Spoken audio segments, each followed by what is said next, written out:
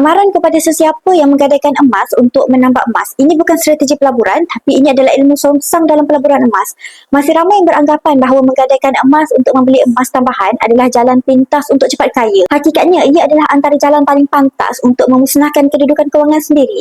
Izinkan saya kongsikan ilmu daripada pakar kewangan nombor 1 Malaysia, Tuan Azizi Ali. Mengenai 5 sebab utama mengapa strategi ini sangat berbahaya. Yang pertama, emas bertambah tetapi hutang berganda. Secara zahirnya kelihatan bijak, gadai emas dapat tunai beli emas semula. Namun realitinya, setiap gram emas yang bertambah datang bersama hutang baharu. Emas naik, hutang pun ikut naik serentak.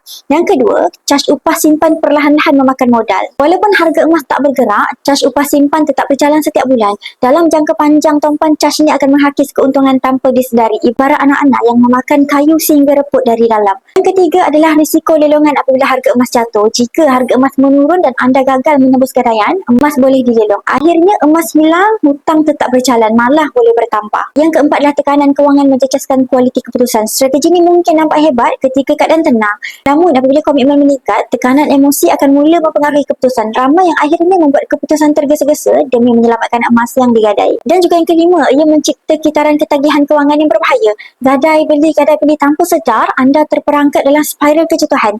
Ini bukan strategi pelaburan, tetapi ini satu bentuk jerat kewangan jangka panjang. Jadi kesimpulannya, menggadaikan emas untuk menambak emas bukanlah kaedah yang bijak dan selamat. Jika benar-benar ingin membina simpanan emas, gunakan duit lebihan, bukan duit pinjaman. Beli mengikut kemampuan dan bajet serta fokus kepada konsistensi, bukan kuantiti besar secara paksa. Hari ini, simpanan emas boleh dimulakan sudah RM100 dan bagi yang mempunyai bajet lebih besar, pelaburan emas fizikal seperti 100 gram boleh dilakukan dengan perancangan yang betul.